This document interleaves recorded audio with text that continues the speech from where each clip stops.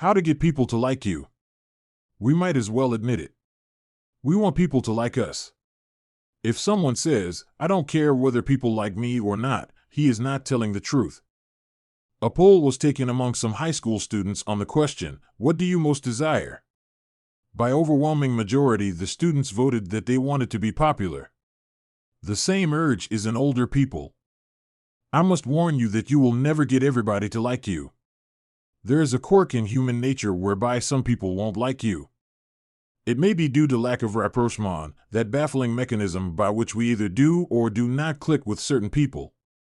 Even if you are a difficult person or by nature shy and retiring, even unsocial, you can attain popularity by practicing a few simple, natural, and easily mastered techniques. First, become a comfortable person, one who is easygoing and pleasant. Christianity teaches that one basic trait will go far toward getting people to like you. That trait is a sincere and forthright interest in and love for people. Perhaps if you cultivate this basic trait, other traits will naturally develop. If you are a comfortable person, do not assume that the reason other people do not like you is because of something wrong with them. Assume, instead, that the trouble is within yourself and determine to find and eliminate it. A man came to our New York clinic seeking help in personal relationships. About 35 years of age, he was splendidly proportioned and impressive. It was surprising that people would not like him.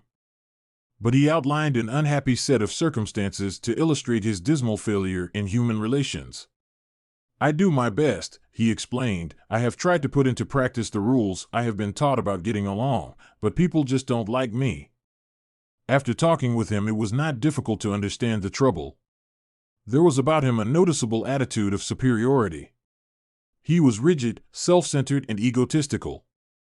This young man was irritable with people and he picked on them in his own mind, though no outward conflicts with other persons developed. Inwardly, he was trying to make everybody over to suit himself. Unconsciously, people realized this. Barriers were erected in their minds toward him. Since he was being unpleasant to people in his thoughts, it followed that he was less than warm in his personal attitudes. He was suffering from self-love, a chief cure for which is the practice of love for others. He was bewildered and baffled when we outlined his difficulty. But he was sincere and practiced the suggested techniques for developing love of others. It required some fundamental changes, but he succeeded. One method suggested was that at night before retiring he was to picture mentally each person he had met during the day. As he brought each face up before him, he was to think a kindly thought about that person. Then he was to pray for each one. The first person outside the family whom this man saw in the morning was the elevator man in his apartment house. He had not been in the habit of saying anything to him beyond good morning. Now he took the time to chat with the elevator man. He asked him about his family and his interests. He actually began to like the elevator operator, and in turn the elevator man, who had formed a pretty accurate opinion of the young man, began to revise his views. They established a friendly relationship. So the process went from person to person. One day the young man said to me, "I have found that the world is filled with interesting people and I never realized it before." When he made that observation, he proved that he was losing himself, and when he did that, as the Bible so wisely tells us, he found himself.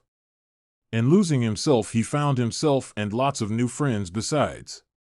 People learned to like him. Learning to pray for people was important in his rehabilitation, for when you pray for anyone, you tend to modify your personal attitude toward him. You lift the relationship to a higher level.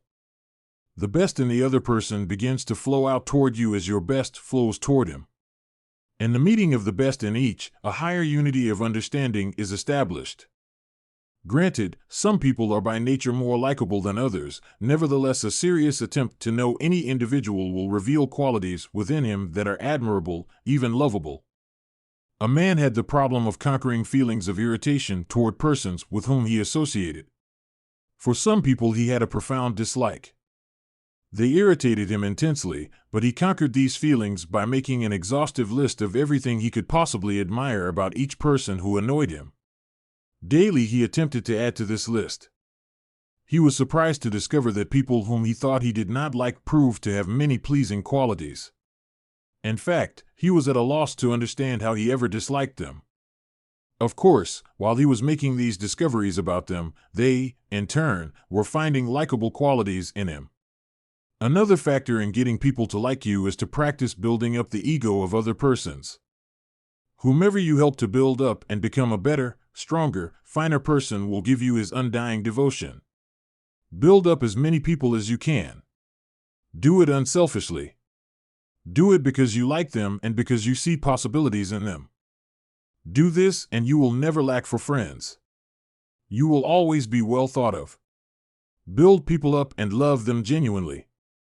Do them good and their esteem and affection will flow back toward you.